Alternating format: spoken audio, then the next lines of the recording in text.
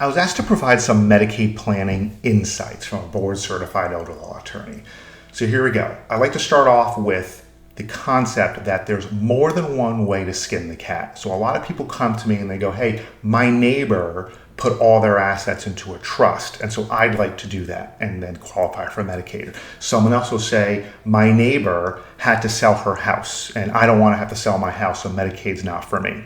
And what this really illustrates to me is a lot of people don't realize there's more than one way to do this. In other words, people come to me with different family dynamics, with different concerns. The person who wants help paying for nursing home care requires different planning than the person who wants to remain in their home to receive help from Medicaid paying for home health care. And so there's more than one way to do these things, okay? Not everyone puts all their money into a trust and we call it a day.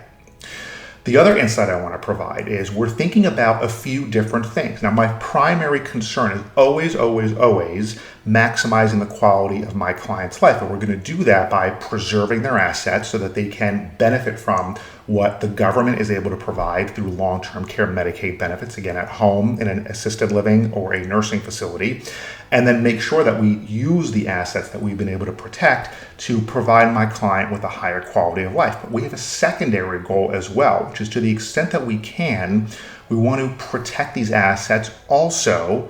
Once my client is done utilizing the asset because they passed away, we want to protect it for the next generation. And so a lot of people say, well, why are we doing this Medicaid planning stuff? Because isn't Medicaid just going to take it? So the next insight is, while there is this concept known as Medicaid estate recovery, that there are ways to significantly minimize or even sometimes avoid altogether what Medicaid is able to touch after my client passes away. And we can put these strategies to my client's family's benefit to make sure that the next generation has the ability to receive some of the bounty, because that's most of the time, that's my client's goal is I want to protect this money for myself so I can live the highest quality possible life possible, and then whatever is left over, I want to go to the next generation. And we can do that despite the fact that there is Medicaid estate recovery, and it's all legal, it's all ethical. We're doing it in a way that is all above board.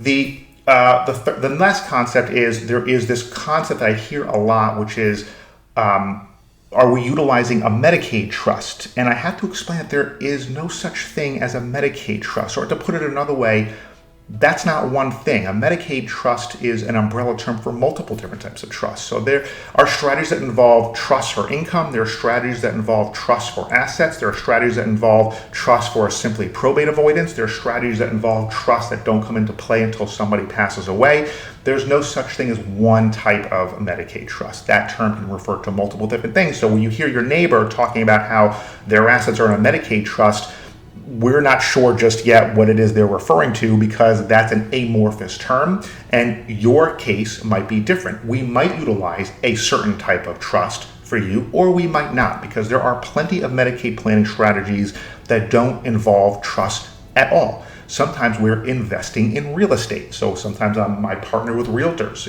or your realtor to discuss how we can protect assets by purchasing real estate. Sometimes we're utilizing promissory notes. Sometimes we're able to pay family members for the work that they're doing anyway through a caregiver agreement. There are all these different strategies that don't involve trust at all. And the best part, and this is like an amazing Medicaid insight, is we are layering these strategies. So again, people come to me, I don't have one particular package to offer them. They're coming to me, and based on their circumstances, we're going to layer and stack strategies on top of each other to maximize the benefits, minimize the drawbacks, get my client the help that they need so they don't have to sell their home, they don't have to go broke before naturally qualifying for these programs, and it really significantly improves the quality of their life and their experience, and they're able to leave money to their family and enjoy it while they're alive. So those are my Medicaid planning insights. I'm G. Sanufat. I'm a board-certified elder law attorney. If you need assistance anywhere in the state of Florida, feel free to reach out. Thank you very much for watching.